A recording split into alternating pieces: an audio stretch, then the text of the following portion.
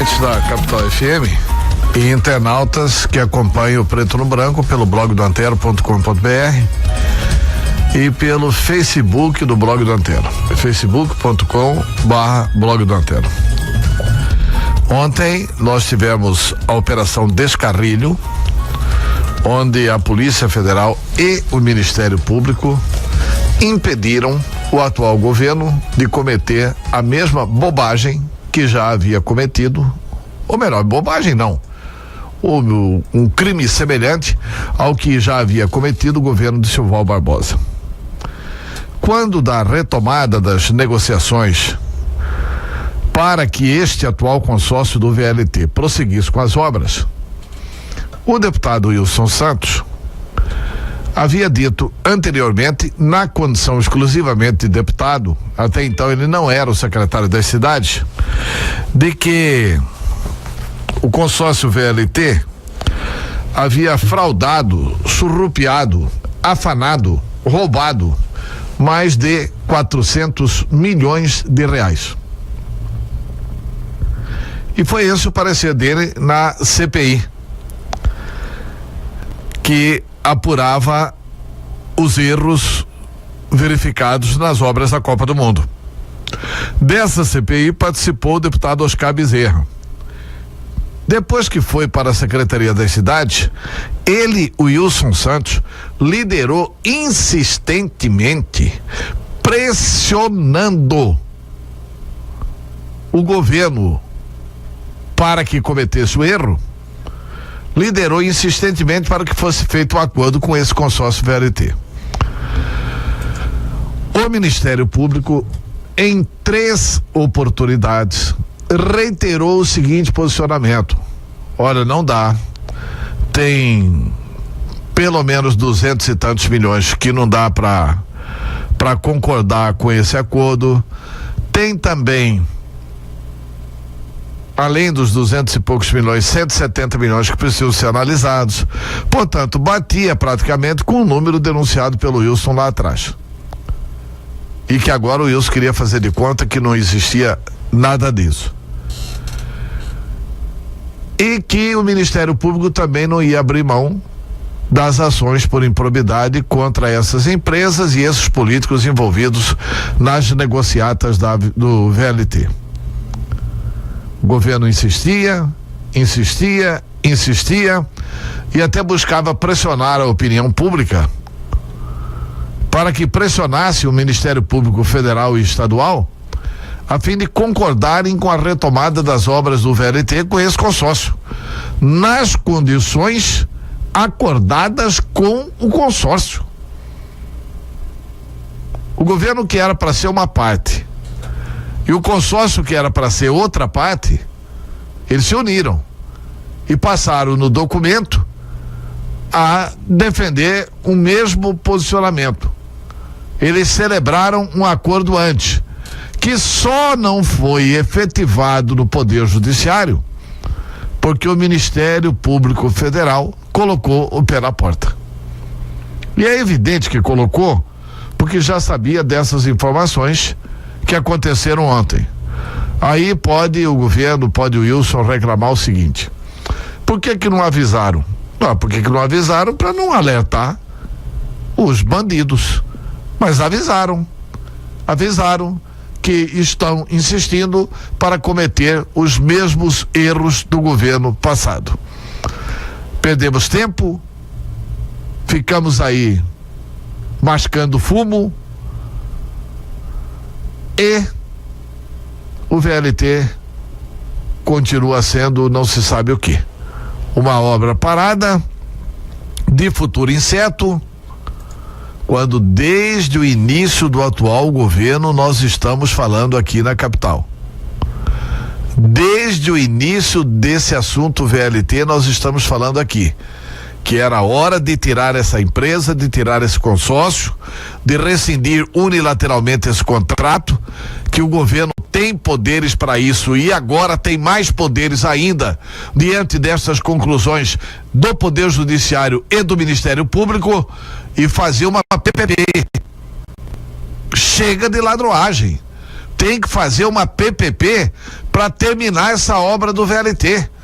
Eu continuo insistindo que é necessário terminar a obra do VLT. Agora, é muito escândalo. É muito escândalo. O escândalo envolveu, por exemplo, o ex-deputado José Riva, que colocou a Janete Riva como testa de ferro. Só que, na verdade, a Janete Riva, ela não era sócia da Multimetal. Ela constou como sócia da Multimetal, mas, na verdade, o verdadeiro sócio oculto era o próprio José Riva. E isso faz parte da delação de Silval Barbosa. Portanto, as informações e a operação de ontem já foi como resultado da delação de Silval Barbosa. Silval Barbosa, só com a CAF Brasil. O que é a CAF Brasil? A CAF é a empresa que vendeu os equipamentos para o consórcio. Esses equipamentos foram superfaturados. A referida empresa foi beneficiada com adiantamento de 30%. E o Silval Barbosa havia acertado uma propina de 3% sobre o montante da obra. Aliás, 3% sobre 600 milhões de reais. Que dá o quê? 18 milhões de reais, né? 18 milhões de reais. E essa propina seria acertada com uma empresa do senhor João Carlos Simeone, empresário que era ligado ao grupo político de Silval Barbosa. Também há o envolvimento de Roules Guimarães, que recebeu 1 milhão para ficar quieto. Ele queria 5 milhões. Agora, o importante em tudo isso é que a denúncia de ontem, o descarrilho, ela não é inédita.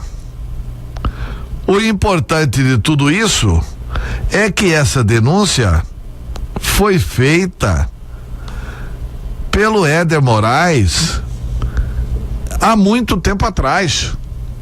Eu tive acesso ontem a um arquivo que eu fui pesquisar, que eu lembrava que eu tinha. Os senhores se lembram quando Éder Moraes foi ouvido pelo Ministério Público Estadual? Vocês se lembram quando Éder Moraes procurou a Polícia Federal para relatar o que estava acontecendo de crime em Mato Grosso?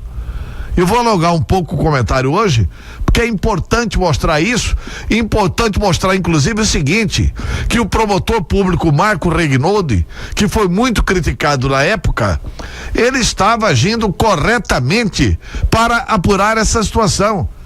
Vejam aqui, eu vou ler parte do documento que o Éder Moraes manda para a Polícia Federal. Ele escreve aqui: a dívida no Banco Rural Cuiabá, as garantias estão corrompidas.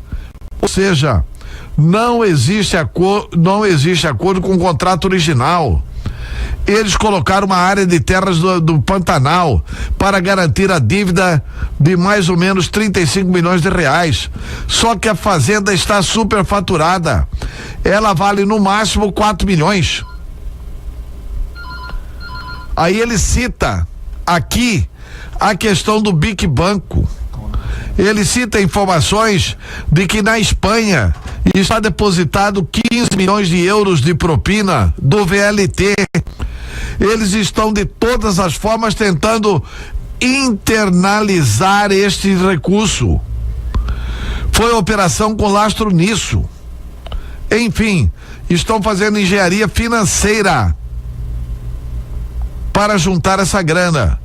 Silval Barbosa, Pedro Nadaf, Francisco Lima, procurador do Estado, Vanderlei da Trimec, eles receberam essa operação em factory local.